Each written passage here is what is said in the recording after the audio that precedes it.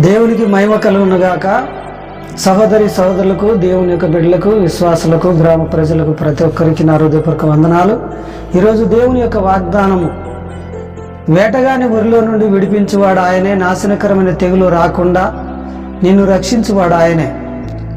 91వ కీర్తన 3వ వచనం. మరి ఈ రీతిగా దేవుని యొక్క వాగ్దానం మనకు సెలవిస్తూ ఉంది. నీ యొక్క జీవితంలో ఏ సమస్యతో నువ్వు బాధపడుతున్నావో, ఏ విషయంలో నువ్వు పడిపోతున్నావో, ఏ విషయంలో నువ్వు కుంగిపోతున్నావో, దేవుడు ప్రతి విషయంలో నిన్ను రక్షించడానికి, నీ యొక్క కుటుంబాన్ని కాపాడడానికి దేవుడు ఎంతగానో ఎదురు చూస్తూ ఉన్నాడు. నువ్వు నమ్ముతున్నావా? నమ్మినట్లయితే నీ జీవితంలో ఈ వాగ్దానం నెరవేర్చబడుతుంది. దేవుడు నీ కుటుంబాన్ని అత్యధికముగా ఆశీర్వదించునుగాక. చిన్న ప్రార్థన చేద్దాం. మమ్మల్ని ఇట్లా ప్రేమించిన ప్రియా పరలోకపు తండ్రి, ఈ శబ్దాంతరం వింటున్న ప్రతి కుటుంబాన్ని దీవించండి, ఆశీర్వదించండి.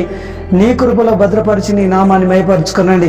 వారికి ఉన్న ప్రతి అవసరత నుండి విడుదల దయచేయండి. కంటి నజర్ మాదిరి శక్తులు, చీకటి శక్తులు, దురాత్మ శక్తుల నుండి విడుదల దయచేయమని, నమ్మి విశ్వసించి నీ నామాన్ని గణపరిచే భాగ్యాన్ని దయచేయమని నజరేయుడైన యేసుక్రీస్తు పరిశుద్ధమైన పాదాలు బతిలాడుచున్నాం పరమ తండ్రి. ఆమేన్.